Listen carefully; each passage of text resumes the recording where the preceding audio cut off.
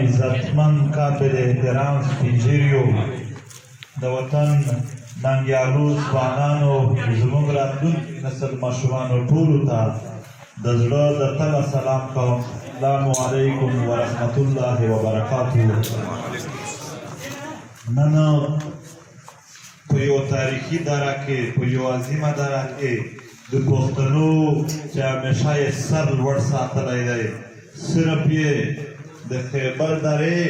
د خیبر تاریخ نه دی، د خیبر درې د پښتنو سر لوړ ساتلی دی، دغو د ټولو پښتنو تاریخ لوړ ساتلی دی. نو په داسې میدان کې همیشه چې خبرې کېږي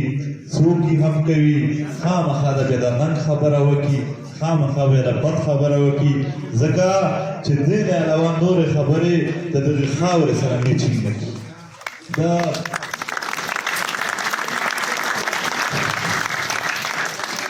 ملګرو زه به بیس اوږد وکړم په څه مخصوصو مسایلو باندې، ځکه چې لږ معلومه شي چا موږ لیوني شوي یو چې راپورته یو لیونو سپو وخوړلو مست شولو چې راپورته شولو څه وشول؟ موږ نه لیوني یو نه لیونو سپو خوړلي یو. په دې خاوره باندې د دغې خاورې په تیږو باندې هم په غرونو باندې هم په ځناورو باندې هم په انسانانو باندې هم وړې د ټوپک د ګولې نه واخله تر غټو غټو بمونو پره تر توپو مارمیو پره یو شی پاتې نه شو چې خلک یې پرې ونیوشتل وطن. د دغې خاورې هغه څه شاعر هم ویلي دي چې دلته چې قدم دی نو په خیال ده د دې خاورې کاڼي بوټي شهیدان دي. دلته خو په دې خاوره باندې دا چې څه وشول باید موږ یو بل سره پوه کړو، په دې بحث وکړو چې ولې وشول، ضرورت څه و،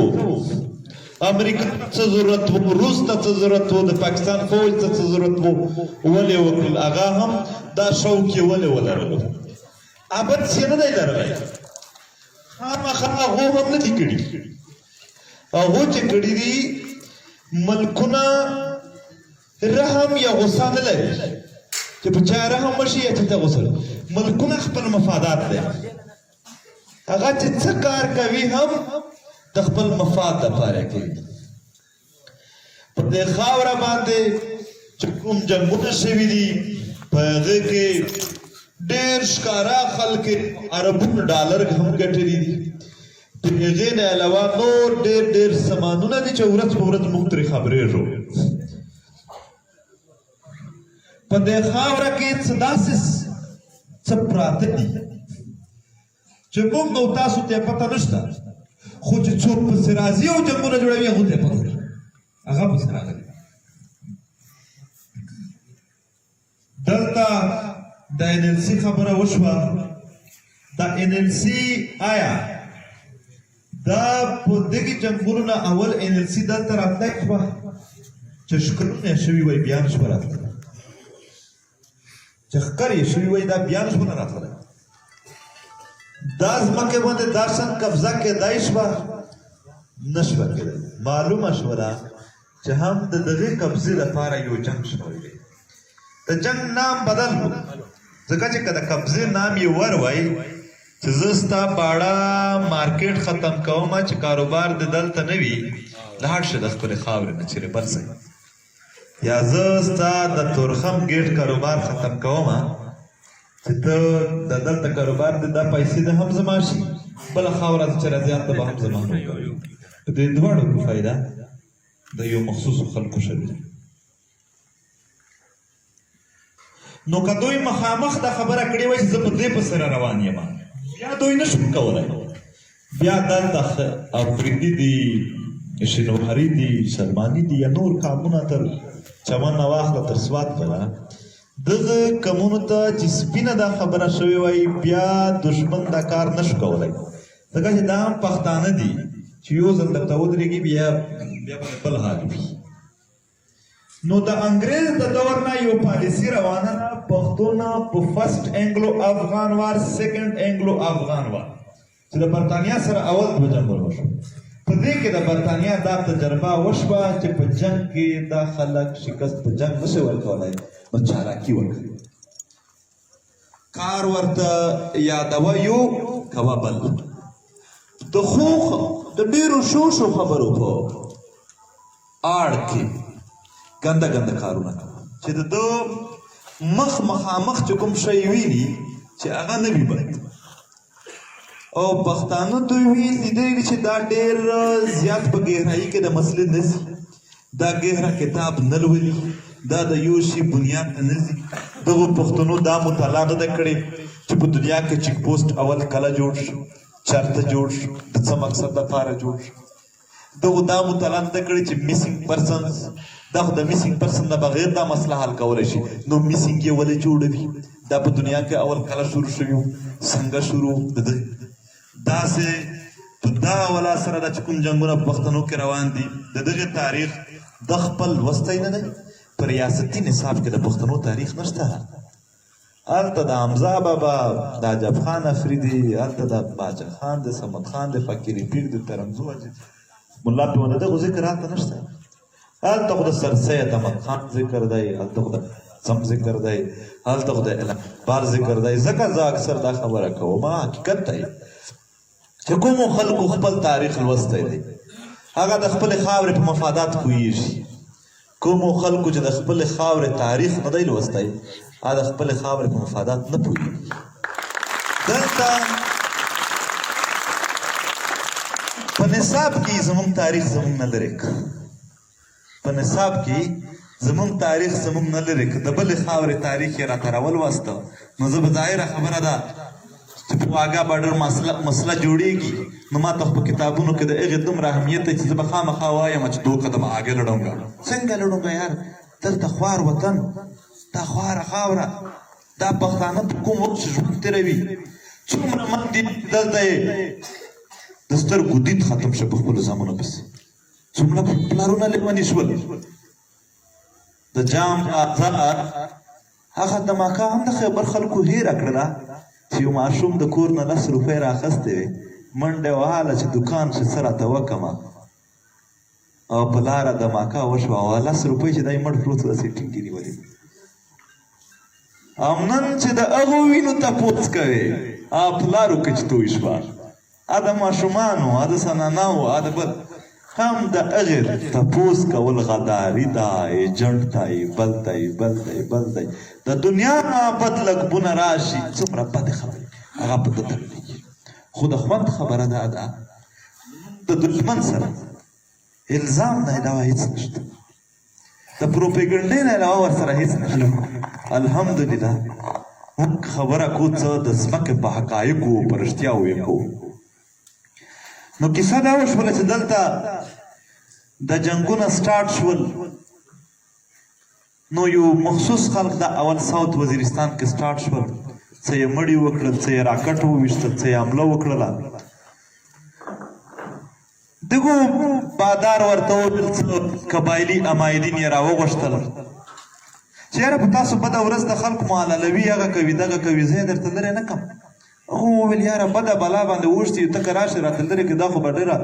ښه خبره وي هغه وویل زما کار دی چې ستا تحفظ وکړم ویلې ښه فوجیان یې راولل هغه خلک دوی مړ نه کړو ویې نه نیو صرف یې زموږ د ساوت نه شیفټ کړل نارت وزیرستان ته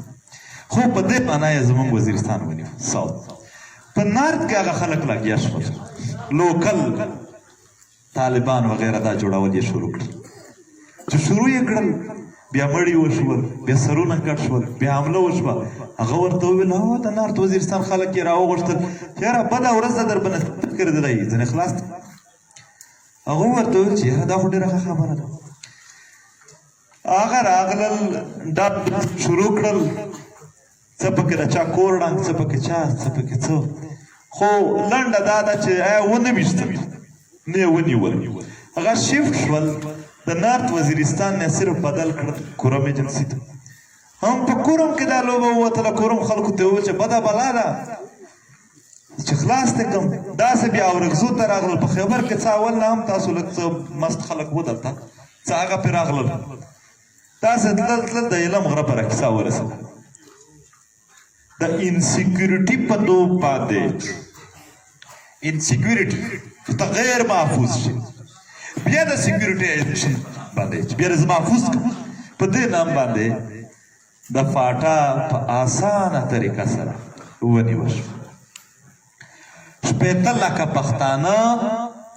آی ډي پیز جوړ شول د پښتنو نام هلته چا درې چې پښتونه داسې چا نه ورته وی ویلې متاثرین نام یې هم بدل شو آی ډي پیز جوړ شول په دې آی ډي پیز ژوند کې خیرمار ژوند و هغه چې ټول عمر یې خپله حجره په مېلمستیا ساتله هغه په لنډونو کې ودرېدل خیراتونه یې وټول کړل د دغې خاورې پت د دغې عزت هغه روب یې چوه دغو خلکو خو خپل د دغو قامونو روب و چې شینوارو به جرګه وکړه افریدو یا وزیر مسعود یوسفزو یا چا چې جرګه وکړه د دغې جرګې یو دومره سخت روب و هغه روب یې په چیک پوسټونو باندې د بوټونو لاندې او په کیمپونو کې په آی ډي پیز ژوند کې د خیراتمارونو په لاینونو کې وه په یو مخصوصه طریقه باندې دا خلک د خپل خاورې نه بهر شو واپس به چې راغی ماحول به هغه و په بخښنه سره د چا به پې زړه بدېږي خو کیسه به رښتیا کوو هم پښتانه به وي هغه هم د خیبر به وي د بل به وي د بل به وي خو ځان ته د سوچ وکړي چې دا خلک راغلی و چې زه په خیبر ایجنسي کې ګلباغ وژنم ګلباغ اوس هم په خیبر کښې دی خو لنډي کوتل د لنډي کوتل کاروبار د جام بازار کاروبار د باړې بازار کاروبار نشته د تیرا راجګال ته پیرانګی نه و ختلی د راجګال غرونه پیرانګي هم نه و نیولي نن هغې زایکرومایټ او نور شیان او د غرو لرګي هغه نور څه کوي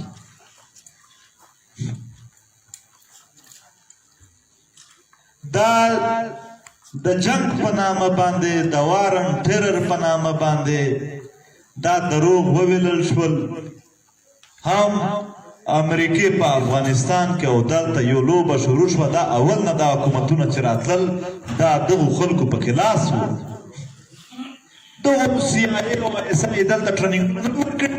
هماغو خلکو خو حکومت راغلی بیا بېرته ته وایي چې اوس یې ړنګوم ماته انسیکیور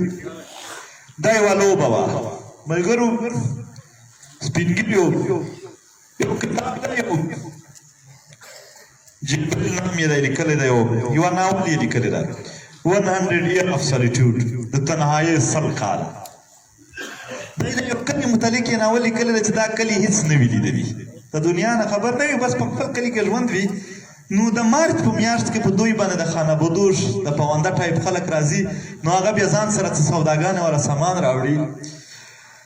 او هغه بیا چې څه یې دوی ورته ښایي هم هغه خو نه وي لیدلی نو دوی هم هغه شان اخلي په ذهن کې دا ډېره ضروري کیسه ده نو چې هلته یو وخت راځي نو د دوی سره څه کاروبار شی نه وي چې دا خلکو باندې به څه خرڅه نو دوی دا وکړي چې د برف سپینې تودې چې کله ګلیشیر جوړ شي دا بیا زرکې نه هغه کېږي دا بیا ډېرې سختې شي نو دا یې کټې کړلې او ځان سره یې راواخیستلې فیصله یې وکړه چې یاره ورته به ووایو چې دا سپین کیکونه دي قیمتي کیکونه دي په دې چې څوک لاس لګوي 10 روپۍ یا څومره دغه ټکټ څوک یې صرف ګوري د 15 نو دوی چې راوړل د کلي خلک را بدل شو څوک مالدار ویږي په لاس ولګول څوک غریب ولنډونه جوړ و وخت یې پې ضایع شو معنا دا هم موږ باندې دا وارن ټیرر او دغه شیان هغه د دنیا لوبه ده د دنیا د سیاست نه موږ خبر ونه دا یې راته وایي چې ورنټیر دی موږ وو ورنټیر دا یې راته وایي پلانکي خان دی طالب دی پلانکی دی هېڅ پلانکی نشته د مولانا نصرالدین والا ټوکه ما ته ډېره په د سټیجونو کومه چې هغه چیرې نوې کمبله کړې وه نو په ګلې کې دوه د کسانو د جګړو شور راغی ښځې ورته وویل چې یاره په منځ کې سوله ور وکړه ورشه هغه چې ورغی هغه لاسونه سره اچولي دي دی په دا منځ کې تیز په تېر شو چې دواړه سره بېل شي نو چې دا بېل شو د کمبله هم د دوی په غېږ کې ورپاتې شول هسې تیز په تېر نو هغو په کمبل منډه کړل ډېرې منډې پسې ووهلې خو سړي میلاو نه شول کور ته چې راغی ښځې ورته وویل چې د څه شي جګړه وه ویلې جګړه نه وه زما کمبله ته چالو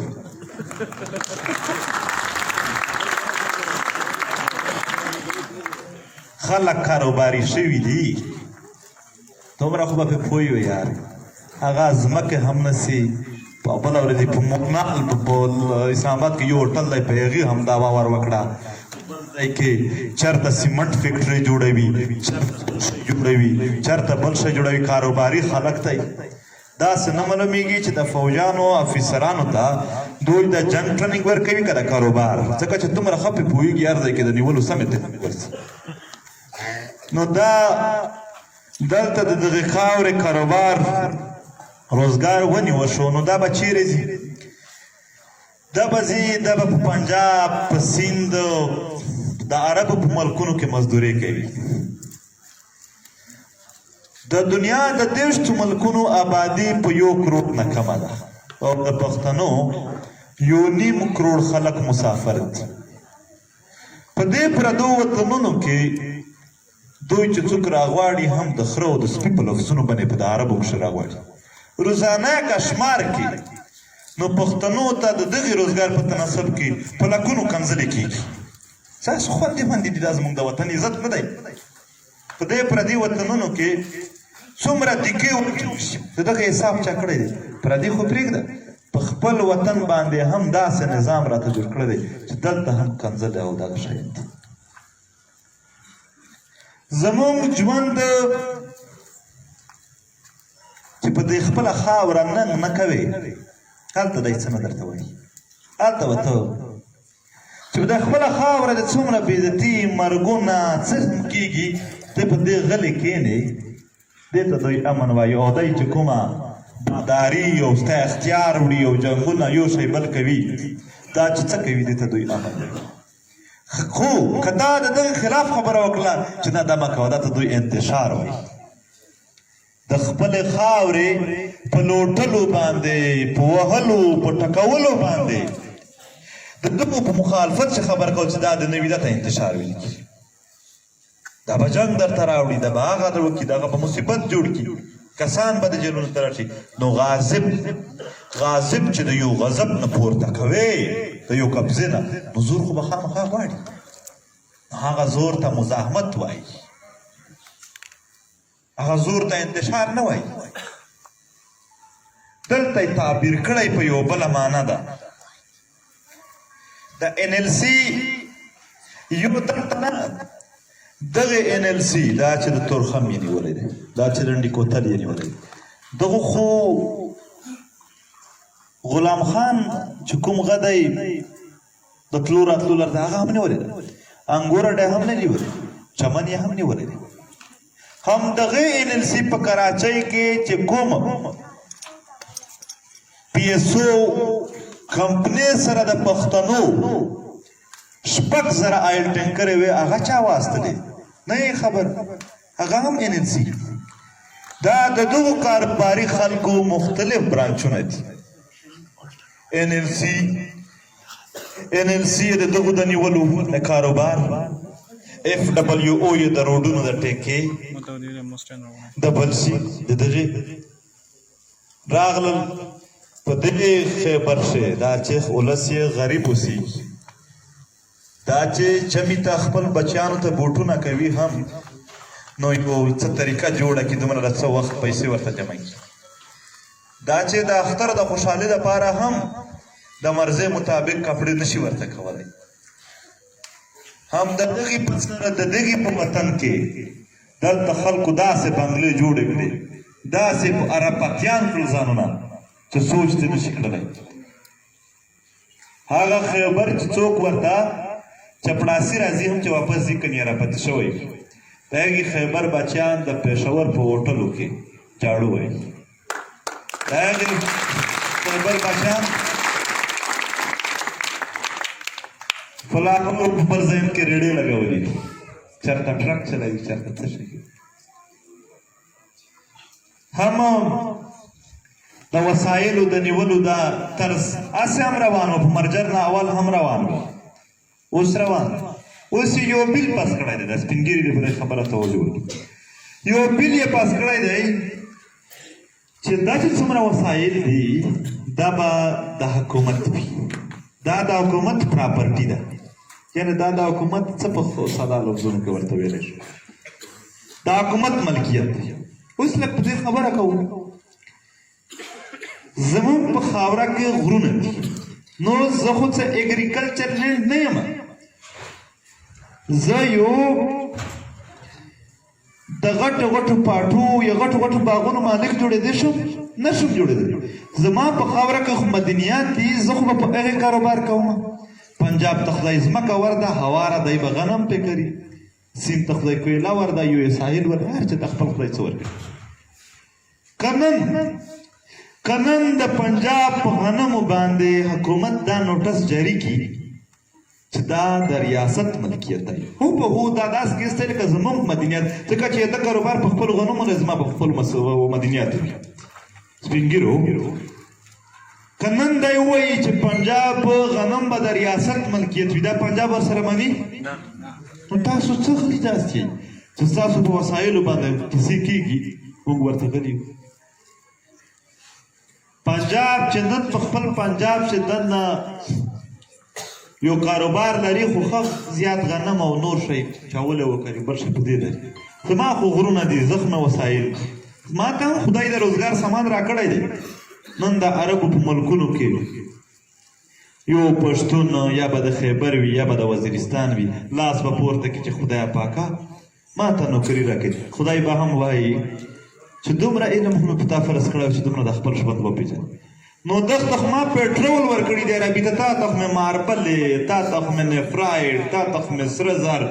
تا ته خو ستا غرونه خو ما د سرو زرو ډکړي دي ته راغلی یو دلته نوکري غواړي نو خپل وطن نه شي جوړولی دا بېوسي دا بېوسي نه ده دا بېننګي ده په خپله خاوره باندې دلته خپل روزګار کولی نه شو پردو وطنونه پسې هلته خدای ته سوالونه کوو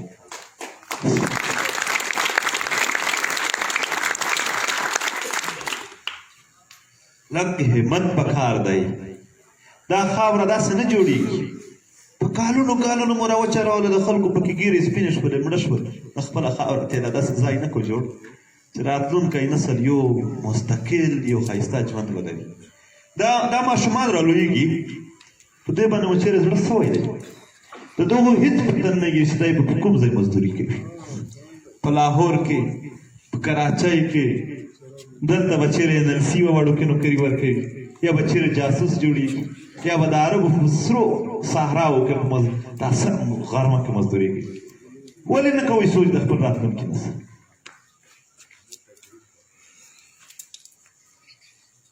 دا موږ خو رالوی شولو سپین ږیري د ګیله نه کوي که موږ ته یو ښه ژوندوی جوړ کړی وای نن به د وطن ته موږ د غم خبرو ته نه راتللو چېرته به اتڼ وغم ورغلی و نه وشوله چې دلته یو ښه کاروبار ښه روزګار جوړ شوی وای دا بل نسل روان دی نوره روندیا ولې غر کوئ او که دا وسایل دا وطن یې د لاسه ووته دا به د عمره د بل وطن مزدور وي او بل وطن ته د چا مجبورول چې کاروبار د وجې یا د جنګ د وجې دی خپل وطن پرېږدي بل ته لاړ شي دا ته وایي نسل کشي نسل کشي ځوانان د تعلیم یافته ځوانان به ناست وي هغه سټډي وکړي مطالعه دې وکړي د نسل کشي تر ټولو غټه پهلو دا ده چې خلک په مرګونو خو نشي ختم کولی نو بل وطن ته دی چې په بل وطن کې چې د دوه نسلونه رالوی شي د دوی ژبه د دوی روایات هر شی چینج شي هر شی بدل شي د دننه خپلوالي او د خپلو خلکو سره ناستیک شي دننه چې په پنجاب کې دی 30 کاله تېر کړي بیا چې دلته راشي خاموش به ناست وي مجلس وي ورسره میچینګ نه کېږي د خلکو سره ایډجسټمنټ نه کېږي دا یو نسل کشي ده چې روانه ده دې وطن موږ له په ډېرو کیسو کې نښتي یو اوریجنل کیسه ته نه راځو سمه کیسه هغه زموږ دپاره مشکوک ده چې کومې ګنده خبرې دي په هغې کې مو شک نشته پردي چې دې خاوره ته راځي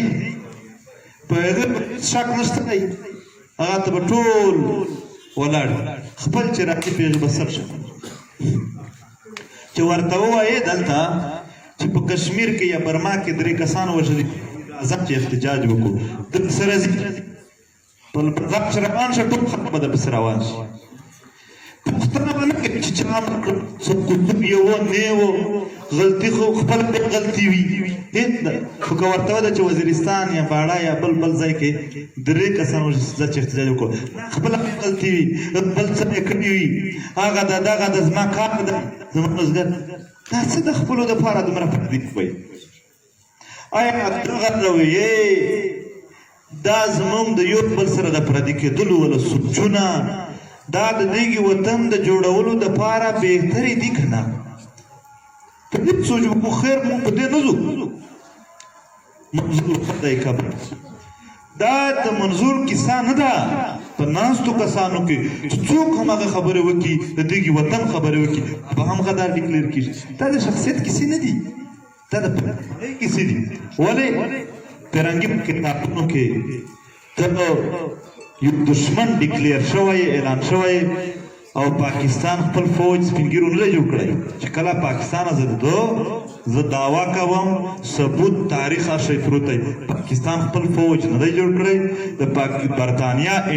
برټش انډین فورس کښې چې کوم پنجاب رجمنټ و هغه اعلان وکړ پاکستان فوج دومره زحمت یې نه وکړ چې دغه وخت جنرال د پنجاب رجمنټ پیرنګی و نو چې پاکستان جوړ شو هم هغه پیرنګی و آی نه کوبل سره نو ټریننګ هر شی هغه دی نو موږ تر اوسه پورې په هغو سوچ باندې مو خلک چګوي ټیټوي هغه عمل را سره روان دی او تر اوسه